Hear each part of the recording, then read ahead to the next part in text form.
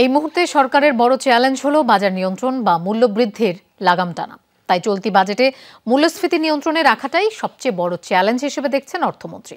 আর তা মোকাবেলায় বাজেটে বেশ কিছু পরিকল্পনা ও কর্মকৌশল বাস্তবায়নের প্রস্তাব তুলে ধরেছেন তিনি। 6.75% আটকে রাখতে চান মূল্যস্ফীতির হার।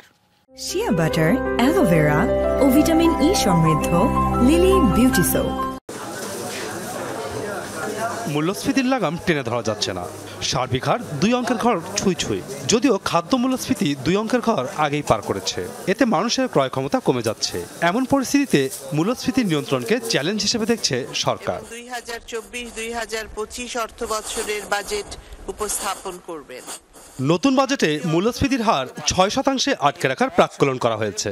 মূল্যস্ফীতি কমে আসবে, অর্থাৎ নিত্যপণ্য মানুষের ক্রয় ক্ষমতার মধ্যে থাকবে, বাজেটে এমন আশার কথাও শোনালেন অর্থমন্ত্রী। মূল্যস্ফীতি নিয়ন্ত্রণের লক্ষ্যে কৃচ্ছ সাধন কর্মসূচি সীমিত পরিসরে চালু রাখা হলেও উচ্চ মূল্যস্ফীতির চাপ হতে নিম্ন আয়ের মানুষের সুরক্ষা প্রদান কার্যক্রমের পরিধি বাড়ানো হবে।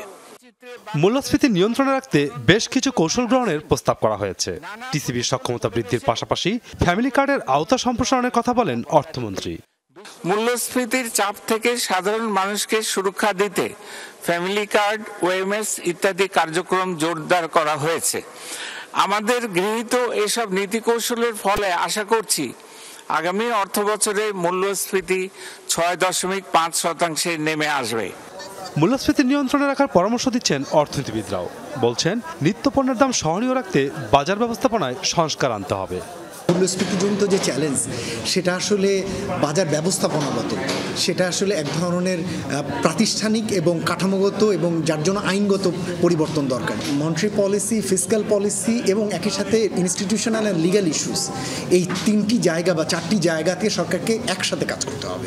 খাদ্য মূল্যস্ফীতির অভিঘাত থেকে দরিদ্রদের সুরক্ষায় সামাজিক নিরাপত্তা বেষ্টনীর আওতা আরও সম্প্রসারণের প্রত্যাশা সীমিত আয়ের মানুষদের। মাসুদুজ্জামান রবিন, যমুনা নিউজ, ঢাকা।